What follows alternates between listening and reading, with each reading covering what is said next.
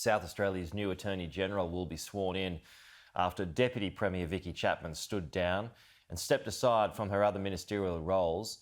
She's being investigated by the state's ombudsman over potential conflicts of interest.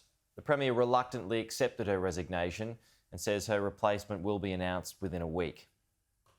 Caving into mounting pressure, Vickie Chapman has stepped down from her role as Deputy Premier and given up her ministerial portfolios for now. My position's been very clear. I've stood down to accommodate the current Ombudsman's inquiry and I'm very pleased to do that and so that's been accepted this morning. The Ombudsman will investigate Ms Chapman after a report found she lied to Parliament and had a conflict of interest.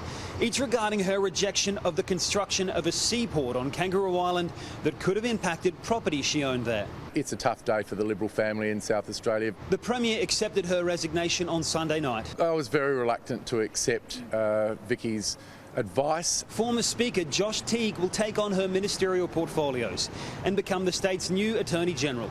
He is expected to be sworn in at Government House on Tuesday afternoon.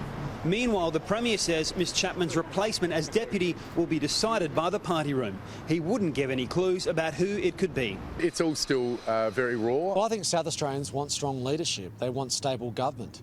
What they don't want to see is a bunch of ministers and the Premier worrying about themselves. Yeah, that's exactly what is occurring at the very moment. South Australians need leaders focused on the main game.